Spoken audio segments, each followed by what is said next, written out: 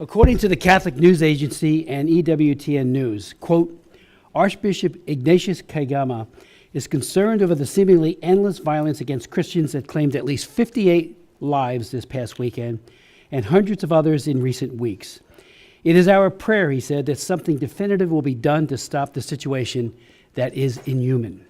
Shockingly, that was more than a dozen years ago and part of my opening remarks at a hearing that I held on July 10th, 2012, one of several hearings, 8 in all, on religious persecution in Nigeria, and since then, things have only gotten worse. 1 year later, in 2013, I visited Archbishop Kagama in Jos, Nigeria.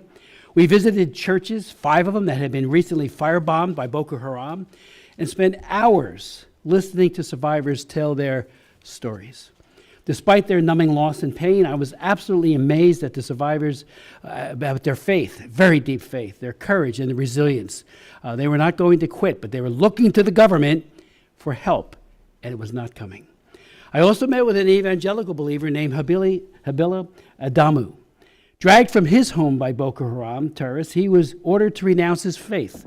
With an AK-47 pressed to his face, he was asked, "Are you ready to die as a Christian?" With extraordinary courage, Habila answered, "Yes, I am ready to die as a Christian." He was asked a second time, and he repeated his answer. His wife was pleading, "Please don't kill my husband." And yet he said, "Yes, I am ready to die as a Christian."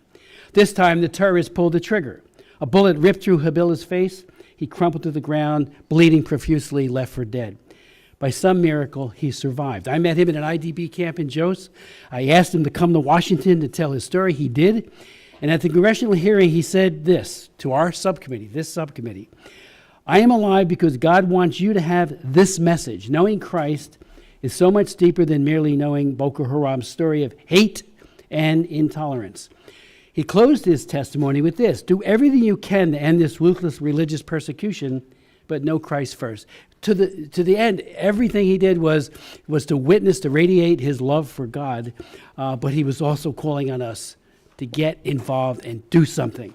Since then, however, the wanton violence against Christians in Nigeria has grown significantly worse. A couple of days ago, the Pillar Catholic reported, and I quote, "While Christians are receiving ashes last Wednesday to begin Lent, news broke out in Nigeria that a priest had been brutally murdered by kidnappers who had stormed his rectory the night before and kidnapped him.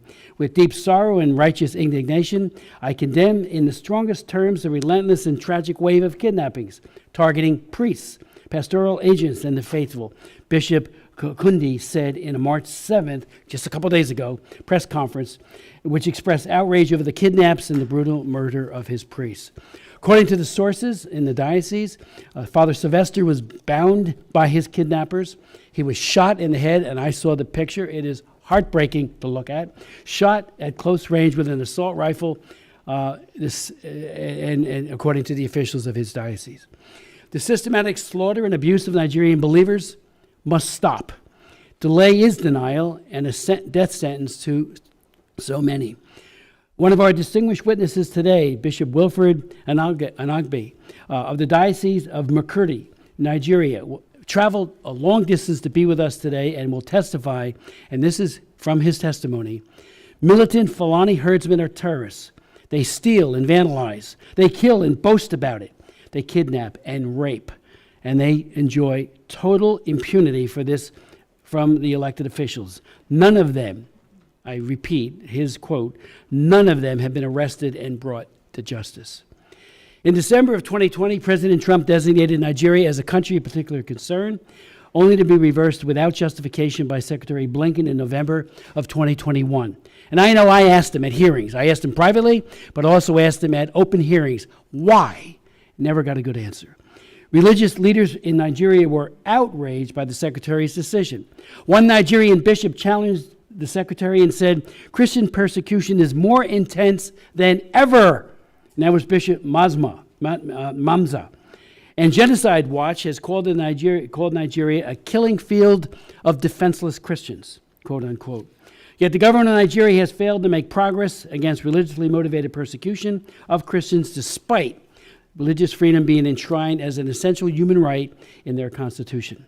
Likewise, Nigerian legal framework supports pluralism at both federal and state levels, but glaring contradictions exist, especially with laws that criminalize blasphemy, some even carrying the death penalty. The U.S. Commission on International Religious Freedom, USCIRF, was, quote, appalled that the State Department did not redesignate Nigeria as a country of particular concern. USCIRF had recommended, and we have the former chairman here, Tony Perkins, had recommended this designation 4 years in a row, from 2021 to 2024, and said, quote, there is no justification as to why the State Department continues to fail to redesignate Nigeria as a CPC. And again, CPC, as you know, carries significant sanctions, a whole broad array of sanctions that the President and the Secretary of State are empowered to level on a country that commits persecution.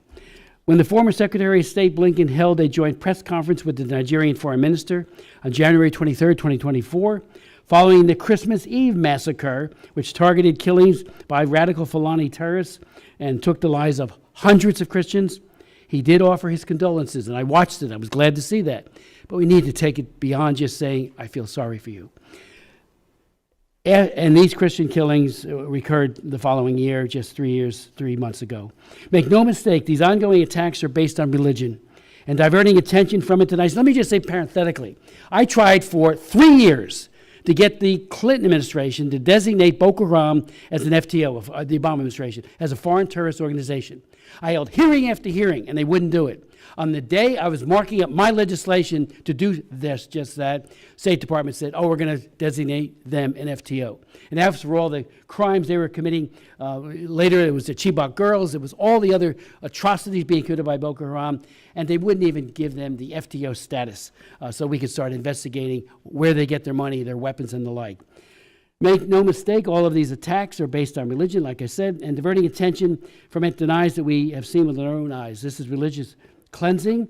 It needs to stop, and the perpetrators need to be brought to justice. Last year, the House Foreign Affairs did adopt my resolution, HRES 82, calling on the Biden administration to redesignate Nigeria as a country of particular concern. It passed exactly 1 year ago, almost a year ago, in the committee, but it never came to the floor. While I strongly believe that President Trump will again designate Nigeria as a CPC and do much more to assist the persecuted church, including the outreach to the Nigerian president, Tinubu, last night I did reintroduce the resolution, and I hope we will have a robust debate and it will get marked up. Help can't come fast enough. The killing fields are every day, every single day, and we need to do more and do everything within our power to try to mitigate it. Let's not forget these horrifying facts. Northern Nigeria, and this is just northern Nigeria alone, has seen the destruction of over 18,000 churches since 2009. 18,000 churches. I saw 5 of them, totally burnt out, and many people killed with car bombs and the like. An August 2024 report from the Observatory for Religious Freedom in Africa found that 55,910 people were killed and 21,000 people were abducted in the context of terror groups in Nigeria within just 4 years, from October 2019 to September 2023. I would point out that approximately 34,000 are moderate Muslims that have been murdered in Islamic attacks, and we speak out for them as well. I have met with imams in Nigeria, and if they speak, they're visited that following week by one of these radical Islamist groups, and it's not pretty. They'll kill them or do other kinds of mischief. About 5 million Christians have been displaced and forced into internally displaced person camps, IDP camps, within Nigeria. The 2023 watch list released in January by Open Doors this past January found that 89% of Christians, 89% of the Christians who were martyred in the world are in one country, Nigeria. The targeted violence starkly highlights the precarious state of religious freedom in Nigeria. Again, we're asking the president, Tinubu, he's got to take action.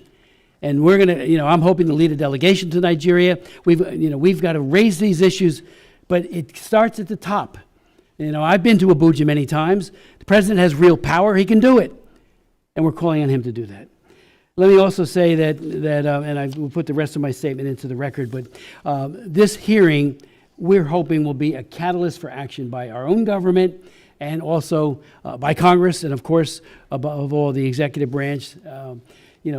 The new president has a lot to do, and I think he'll do this, and then, if necessary, impose sanctions. Where that has happened, there is change. Where it doesn't happen, the status quo, the killing fields continue. I'd like to yield to Ms. Jacobs for any opening comments you might have. Aisha Yusufu has taxed Imo State Governor, Enugu State Governor, Anambra State Governors. Stop blaming government. You are the CEO of your state. You are the executive governor.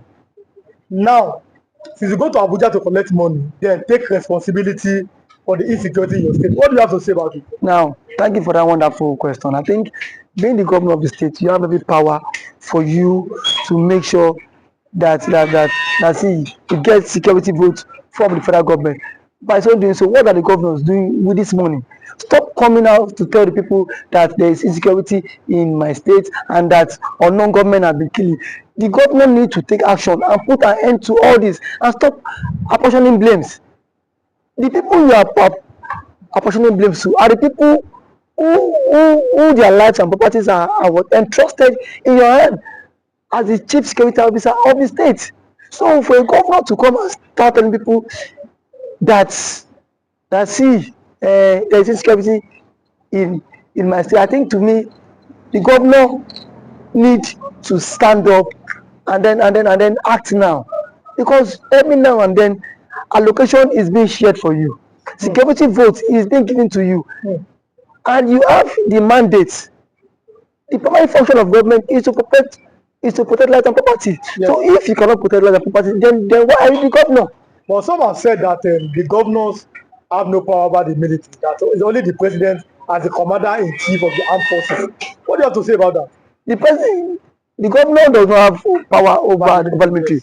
That is true. But see, the question is that can the governor summon military chiefs in their states, the division's commander, to sit and dialogue for a way forward? The answer is yes. So if we can do that, so indirectly it's still have power over the military. Now, when it calls for security meeting, don't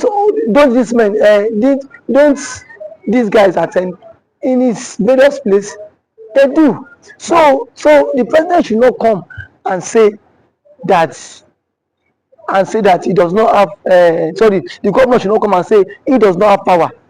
We still have killings in Imo State, Enugu State, and some other states.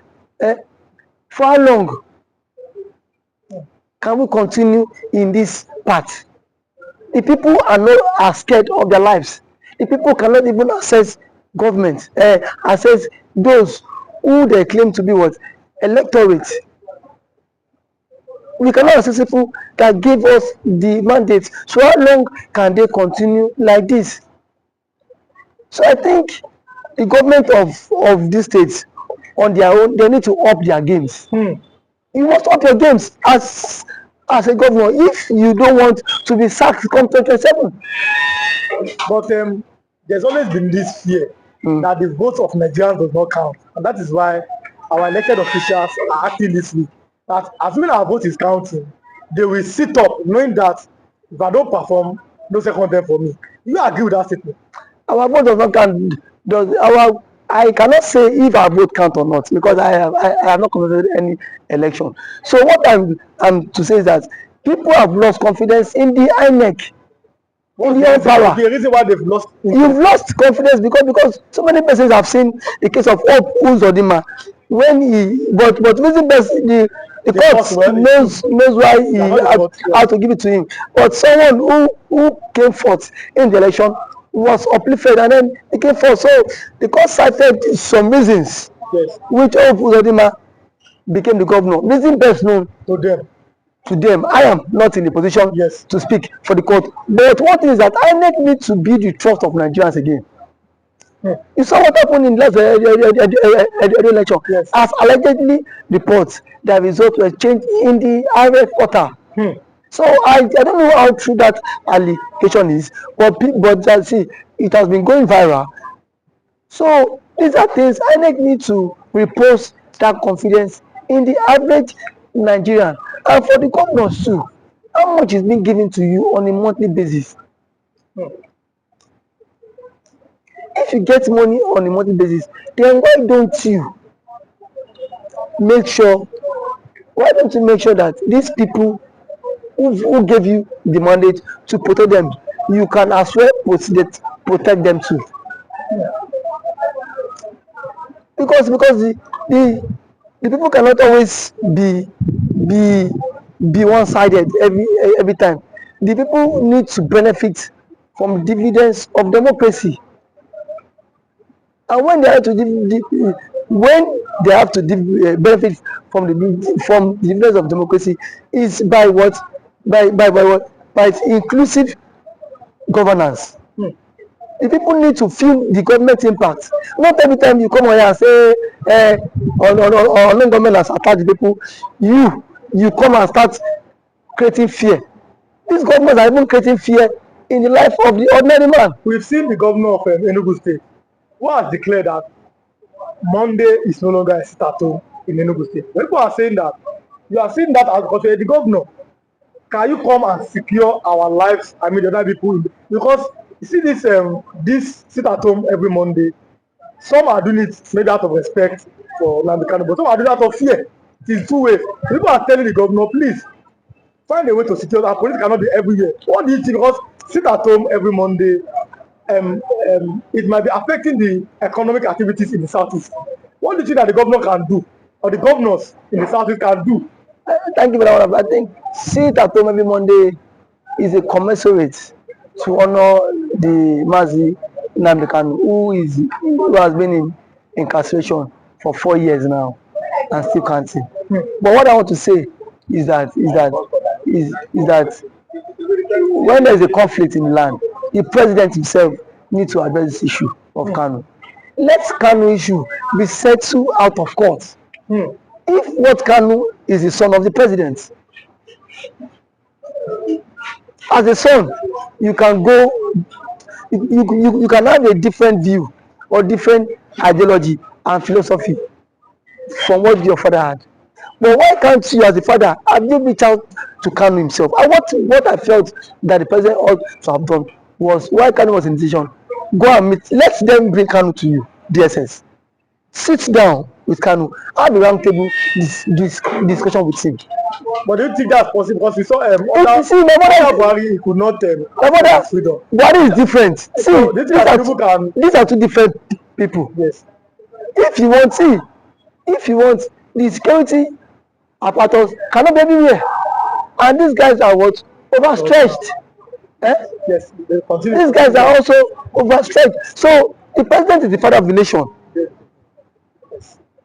Since the president is the father of the nation, he should at least reach out to this guy, even to the Ohaneze Igbo. Whenever he will want to invite some Igbo politicians and some Igbo stakeholders to sit on a round table and discuss with Kanu.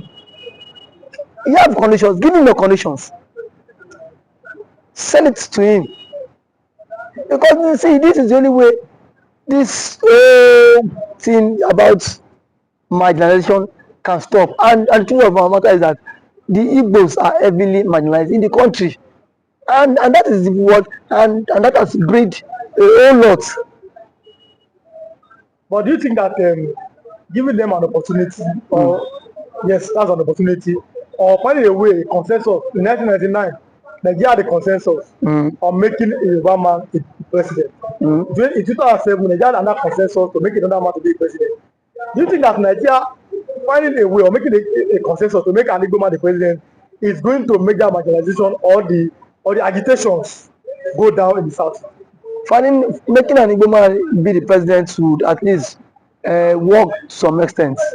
It will help this issue of marginalization reduce a very long way, because if the Igbo man is the president, Peter Obi, you will not watch Peter Obi allowing Nnamdi Kanu to languish in detention, even if, because yes, that is his brother from his tribe.